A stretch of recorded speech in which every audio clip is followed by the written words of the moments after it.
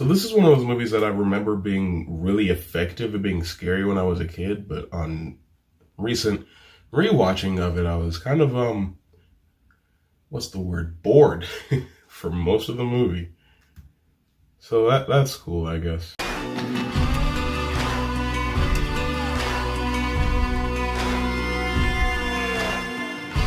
The Texas Chainsaw Massacre. So you got this group of like 20 somethings, I guess, that are going on a road trip somewhere. I actually don't remember exactly where they're supposed to go. But they eventually get pretty close to this slaughterhouse that one of the characters, Franklin, his father works at. Or worked, I don't exactly remember if he's there currently or if he used to be there. But shortly after they get close to the slaughterhouse, they pick up this weird hitchhiker.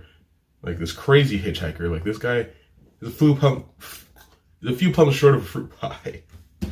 I wanted to make sure I said that and I screwed it up. And then he starts talking about how his brother and his uncle work at the slaughterhouses, and just like, okay, that's kind of weird. And the guy makes a pretty interesting first impression, and then he gets kicked out of the van, and you don't see him again for a while. But then they stop at this gas station, and it's like, okay, we need some gas. It's like, well, we ain't got no gas because I haven't gotten a gas delivery. But you could stay here if you like. And they're like, no, let's go stay down at this house a little bit down the way, because Franklin, the guy, he's in a wheelchair, by the way. Franklin, our friend, whose dad works at the slaughterhouse, knows this area decently enough, so I'm pretty sure we'll be okay if we stay there. And maybe they would have been okay if they stayed there, but of course they didn't. They go down the trail and they find this other house, and it is at that house that Leatherface things start to ensue. But that happens like 40-something minutes into the movie, and this is a short movie. This is like an 88-minute movie. You can't wait that long for things to start getting interesting. Like, a lot of old slasher movies from that era had long build-up. But, like, at least they would establish what the threat was early in the movie, and then there'd be the long build-up, and then stuff would actually start to happen. Like, Nightmare on Elm Street, Friday the 13th, Halloween. This movie doesn't do that. You just don't see Leatherface for a long time. And this isn't one of those slasher flicks where it's like, well, at least maybe some of the kills were cool. Because you only really see one kill, you know? Maybe it's debatable whether or not Kirk was dead by the time he started chainsawing him earlier in the movie. But you don't really see that either. And you barely even see Franklin get chainsawed. It's kind of like, I don't know. I will say, though, one thing that did make me uncomfortable is, like, there would be pig sounds when Leatherface would show up and do something like pig squealing, and like just oinking and stuff like that. But there's no pigs in the movie, all right? So I didn't like that very much. It makes it very clear that the only animals in the movie were cows and chickens. Why am I hearing pig sounds? I didn't like that one bit. That was actually kind of spooky. And like Franklin being in a wheelchair obviously makes him the character that you feel sorry for because he's got a disability. And without that, you wouldn't really like any of the characters in this movie. None of them are very interesting or complex. I mean, obviously they're just fodder, but it's like, it just feels hollow when all the characters in the movie are pretty forgettable. I mean, I remember some of their names. I remember Sally, Jerry, Kirk, and Franklin, which is more than I remember in Friday the 13th Part 4, but like, I don't know, man. It's just weird, right?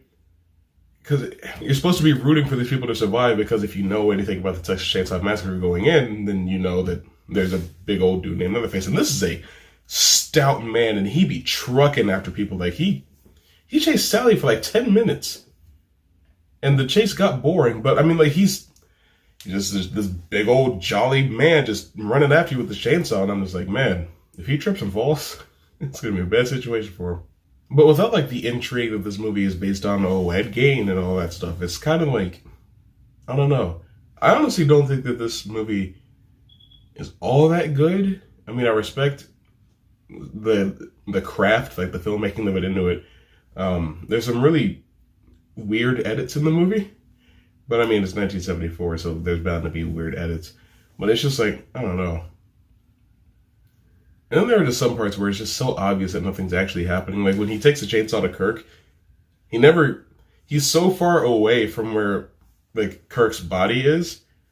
And, like, the camera just doesn't help you believe that he's right next to him. So he's like 4 feet away, just chainsawing the air. And I'm just like, y'all can't have, like, blood spurting somewhere? Maybe this is a little bit more convincing? I don't know. But hey, this movie became a franchise and got rebooted twice in the 21st century. One of them was in 3D. So I guess it did something right. I just don't know what it is. Overall, movie's kind of bland and stale, and it reeks of old, which is something that kind of sucks because, like, there's movies from that decade that are timeless, like, you know, Star Wars, Alien, the Halloween. But for some reason, this movie just feels extremely dated and not very good. So if I were to rate this, I'd say that you probably wouldn't remember it in a couple days. But, you know, franchise. But the Texas Chainsaw Massacre 1974, have you seen it? What do you think about it? Whatever it is, whatever you think about Legend of Kidneys, I'll make sure to check out Jedi's video. I have been screwing up my outro so much lately. And it's an outro that I invented in 2018, so I actually know how to say it. Whatever. I'm always congested when I wake up, too. So recording these videos super early in the morning doesn't help me. Anyway, check out Jedi. I'll see you soon.